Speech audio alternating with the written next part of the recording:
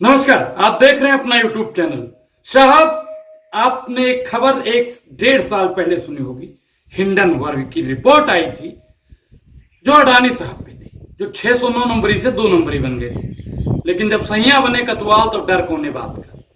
साहब, धीरे धीरे उस रिपोर्ट को सेबी के हाथ सौंपी गई कि इसकी जांच पड़ताल सेबी करेगा।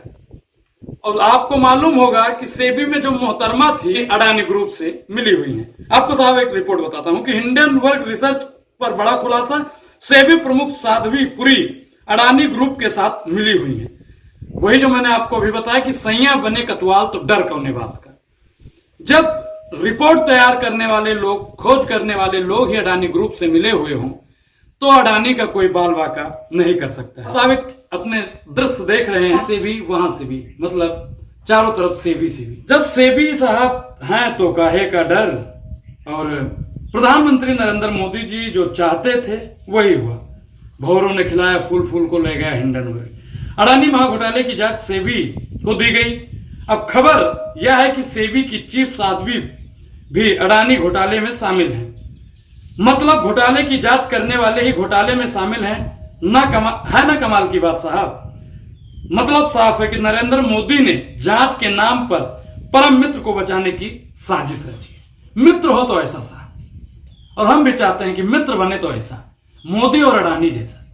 साहब, आपने द्वापर में देखा होगा कृष्ण और सुदामा की दोस्ती थी, और इस समय अगर कलयुग में देखा जाए तो मोदी की और अडानी की दोस्ती है। साहब, दोस्ती पर भी बात की जाएगी। इस महाघोटाले की जांच सिर्फ जेपीसी हो सकती है, लेकिन मोदी जी जेपीसी बनाने के लिए तैयार नहीं है। साहब, आपको पता होगा कि राहुल गांधी जी बार बार उस समय जेपीसी की जांच की मांग कर रहे थे, लेकिन मोदी जी कोई रास नहीं आया। लेकिन प्रधानमंत्री नरेंद्र मोदी जी कब तक अडानी को बचाएंगे? एक ना एक दिन तो साहब भांडाफोड़ होकर ही रहेगा। आपको साहब एक खबर और बताऊंगा कि बांग्लादेश में हिंदुओं पर अत्याचार पर क्या बोली कंगना रनावत। कंगना रनावत तो आपने नाम सुना होगा। उन्होंने कहा कि अपनी तलवार उठाएं, हर युद्ध शैली का अभ्यास करें, ज्यादा नहीं तो हर दिन अभ्यास रक्षा के लिए 10 मिनट का समय दें। इजराइल की तरह अब हम भी चरमपंथियों से घिर गए हैं। हमें अपने लोगों के लिए, अपनी भूमि की रक्षा के लिए तैयार रहना चाहिए। ये बयान है साहब कंगना रनावत का। ये भड़काऊ बयान है कि क्या है, ये सब आप जानते हैं। और आईएनसी न्यूज, ब्रेकिंग न्यूज है ये कि चोरी करते रंगे हाथ पकड़ी गई सेबी की अध्यक्ष। अब आप दृश्य देख ही रहे हैं कि जिस प्रकार से सेबी अडानी ग्रुप की रक्षा कर रही है, अडानी ग्रुप के महाघोटाले में शामिल है। सेबी अध्यक्ष अडानी ग्रुप के साथ शामिल हुई थी, इसलिए अडानी ग्रुप के खिलाफ सेबी ने 18 महीने में कोई कार्रवाई नहीं की। जैसे हमने आपको बताया कि लगभग 1.5 साल से ऊपर हो गया। लेकिन जब शामिल हैं वही लोग, तथाकथित लोग, तो उनकी जांच कौन करेगा? महंगाई साहब चरम पर है। प्रधानमंत्री नरेंद्र मोदी जी अपनी जो उनकी योजना थी, बहुत हुई महंगाई की मार अब की बार भाजपा सरकार, वो सपना इनका साहब टूट रहा है। क्योंकि दिनों दिन खाने पीने का सामान महंगा हो रहा है।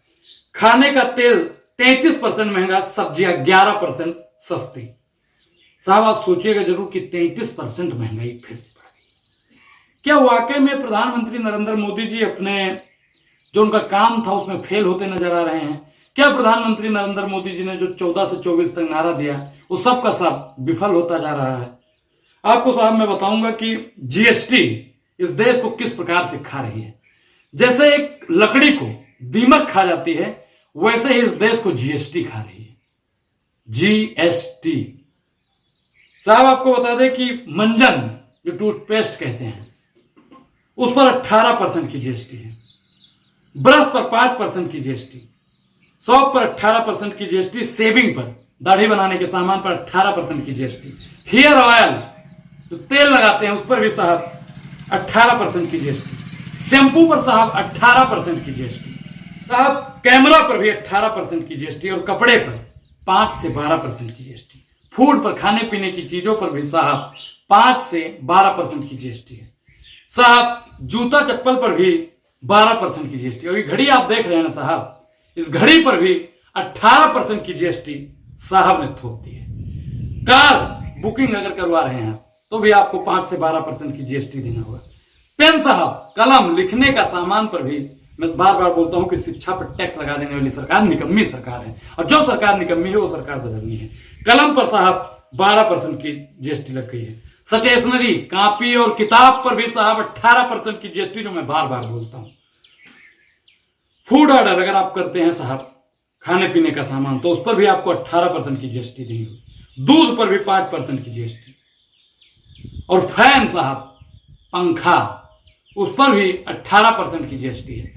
मैं साहब बार बार आपसे बोलता हूं कि आप सुबह उठे, मंजन किया, उस पर जीएसटी, और रात में सोए पंखा चलाए, उस पर भी जीएसटी। मतलब जो आपका दैनिक दिनचर्या है उस सब पर जीएसटी लगा देने का अगर किसी ने काम किया है तो साहब की सरकार ने किया है। अब तय साहब आपको करना होगा कि जीएसटी वाली सरकार आपको चाहिए या जीएसटी मुक्त वाली सरकार। इस पूरी बातचीत पर आपकी क्या प्रतिक्रिया, अपनी प्रतिक्रिया जरूर दें। और अभी तक आपने हमारे चैनल को ज्वाइन नहीं किया है तो ज्वाइन करना भी बेहद जरूरी है। बसते रहिए, मुस्कुराते रहिए। उस खबर को लेकर आप क्या सोचते हैं बताना बेहद ही जरूरी है। हिंडनबर्ग की जो रिपोर्ट है उसमें साजिश है, उसको लेकर आप क्या सोचते हैं ये भी बताना बेहद जरूरी है। धन्यवाद।